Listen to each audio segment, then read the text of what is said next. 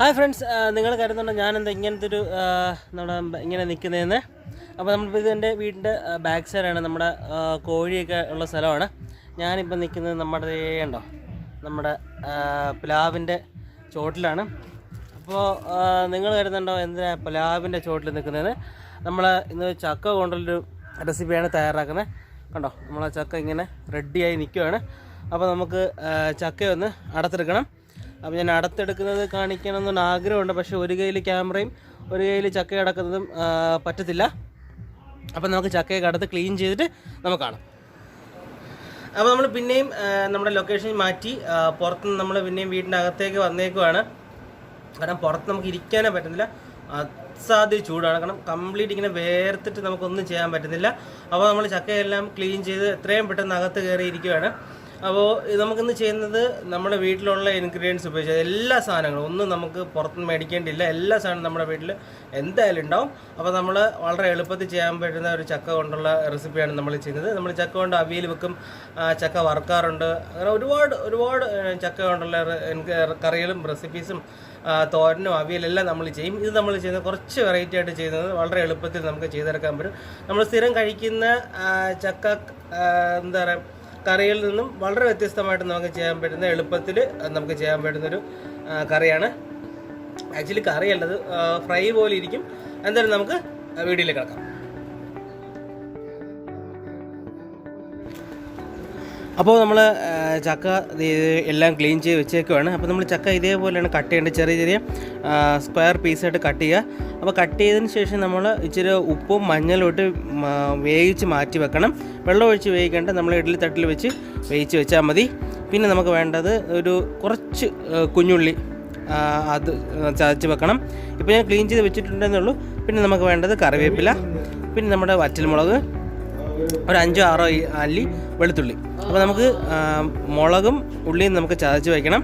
വെളുത്തുള്ളി നമുക്ക് അതും അതിൻ്റെ കൂടെ ചേർത്ത് നമുക്ക് ചതച്ച് വയ്ക്കാം. 3 സെപ്പറേറ്റ് ആയിട്ട് നമുക്ക് ചതച്ച് മാറ്റി വെക്കണം. അപ്പോൾ നമുക്കിതൊരു പാത്രം വെച്ച് ചൂടാക്കി ലേശം എണ്ണ ഒഴിച്ച് കൊടുക്കുക. എണ്ണ ഒഴിച്ച് നമ്മൾ കടുക് പൊട്ടിക്കുക. കടുക് ഒന്ന് പൊട്ടി വരുന്നവരെ വെയിറ്റ് ചെയ്യണം. എന്നിട്ട് നമ്മുടെ ചതച്ച് വെച്ചേക്ക് നമ്മുടെ വെളുത്തുള്ളി തോല് കളയണമെന്നില്ല, അത് അങ്ങനെ കിടക്കുന്ന അതിൻ്റെ ഒരു ഭംഗി. അപ്പം തോലിങ്ങനെ മുരിഞ്ഞിട്ട് കഴിക്കാൻ നല്ല ടേസ്റ്റ് ആയിരിക്കും. പിന്നെ നമ്മൾ ചതച്ച് വെച്ചേക്ക് നമ്മുടെ കുഞ്ഞുള്ളി ഇട്ട് നല്ലതുപോലെ ഒന്ന് മൂപ്പിച്ചെടുക്കുക. നമ്മുടെ എണ്ണയിലും ഇത് കിടന്നിട്ട് നമ്മൾ കുഞ്ഞുള്ളി നല്ല ഗോൾഡൻ ബ്രൗൺ കളർ ആകുന്ന വരെ ഒന്ന് മൂപ്പിച്ച് തന്നെ നമുക്ക് വഴറ്റിയെടുക്കണം. സവോള ചേർക്കാതിരിക്കുന്നത് നല്ലത്, കുഞ്ഞുള്ളിയാണ് നല്ലത്. ഇതിൻ്റെ ഒരു പ്രത്യേക ടേസ്റ്റും ആ ഒരു ഫ്ലേവറും കൊണ്ടുവരുന്നത്. അപ്പോൾ സവോള ചേർക്കുന്നത് അത്ര നന്നല്ല. പിന്നെ ഓരോരുത്തരുടെ ടേസ്റ്റ് അനുസരിച്ച് നമുക്ക് മാറ്റാം. ഇച്ചിരി ഉപ്പും കൂടെ ചേർത്ത് കൊടുക്കുമ്പോൾ നമ്മൾ ഉള്ളി ഒന്ന് പെട്ടെന്ന് ഒന്ന് വഴണ്ട് വരാൻ വേണ്ടിയിട്ട് നമ്മൾ ഉപ്പ് ചേർത്ത് കൊടുക്കുന്നത്. നമ്മളെല്ലാ വീഡിയോയിലും പറയാറുണ്ട്, ഉള്ളി പെട്ടെന്ന് വഴണ്ട് വരാനായിട്ട് ഇച്ചിരി ഉപ്പ് ചേർത്ത് കൊടുക്കുന്നത് വളരെ നന്നായിരിക്കും. അപ്പോൾ നമ്മുടെ ഉള്ളി ഒന്ന് ബ്രൗൺ കളറായി വരുമ്പോഴത്തേനും നമ്മൾ നേരത്തെ എടുത്ത് നമ്മൾ വറ്റൽമുളക് ഒന്ന് മിക്സിയിലിട്ട് 1-2 കറക്ക് ഒന്ന് ടേൺ ചെയ്തെടുത്താൽ മതി. അപ്പോൾ ഇതേപോലെ നമുക്ക് പിന്നെ കൊത്തമുളകിൻ്റെ ഒരു കണ്ടീഷനിൽ കിട്ടും. അപ്പോൾ നമ്മൾ അതും ചേർത്ത് കൊടുക്കുക. അപ്പോൾ നമ്മുടെ കൊത്തമുളക് ചേർത്തു, ചതച്ച് വെച്ച കുഞ്ഞുള്ളി ചേർത്തു, സവോള ചേർത്തു. ഇനി നമുക്ക് വേണ്ടത് കറിവേപ്പിലയാണ്. ഇച്ചിരി മഞ്ഞൾപ്പൊടി ചേർത്ത് കൊടുക്കുക. ഇതെല്ലാം ഒന്ന് സെറ്റായി വരുമ്പോൾ നമ്മൾ നേരത്തെ ഉപ്പും മഞ്ഞളും ഇട്ട് വേവിച്ച് വെച്ചേക്കുന്നത് നമ്മുടെ ചക്ക. നമ്മൾ ഇഡലി തട്ടിൽ വെച്ച് വേവിക്കുന്നത് കുറച്ചും കൂടെ നല്ലത്.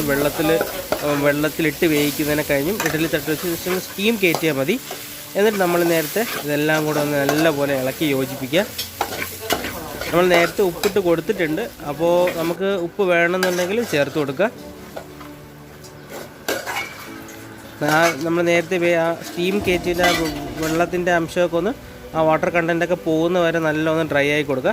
ലാസ്റ്റ് നമ്മൾ ഇറക്കുന്നതിന് മുന്നായിട്ട് നമ്മൾ ലേശം പൊടിച്ച കുരുമുളക് പൊടി ഉണ്ടെങ്കിൽ അതൊന്ന് ചേർത്ത് കൊടുത്താൽ നന്നായിരിക്കും. കാരണം നമ്മൾ മുളക് ചേർക്കേണ്ട കാര്യമില്ല, നമ്മൾ ഓൾറെഡി നമ്മൾ ചതച്ച മുളക് ചേർക്കുന്നത് കൊണ്ട് നമ്മൾ മുളക് പൊടി ചേർക്കുന്നില്ല. ഒരു ചെറിയ എന്താ പറയുക, ഒരു കുരുമുളകിൻ്റെ ഫ്ലേവറും കൂടെ വരുമ്പോഴത്തേനും നല്ല ടേസ്റ്റ് ആയിരിക്കും കഴിക്കാനായിട്ട്. അപ്പോൾ നമുക്കെടുത്ത് നോക്കാം നമ്മുടെ ഉപ്പും എരിയൊക്കെ നമ്മുടെ ചക്കയിൽ പിടിച്ചിട്ടുണ്ടോ നോക്കാം. അപ്പോൾ നമുക്ക് ഇനി എന്താ ഒരു സെർവിങ് ബൗളിലേക്ക് നമുക്ക് മാറ്റാം.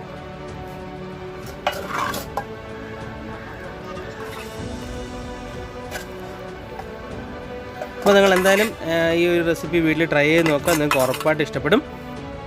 നമുക്ക് വളരെ ചിലവില്ലാതെ നമുക്ക് വീട്ടിലുള്ള സാധനങ്ങൾ കൊണ്ട് തന്നെ ഉണ്ടാക്കാൻ പറ്റുന്ന നമ്മുടെ പറമ്പിൽ നമ്മുടെ തൊടിയിലുള്ള ചക്ക തന്നെയാണ്. അപ്പോൾ വേറെ ഒരു കുഴപ്പമില്ല.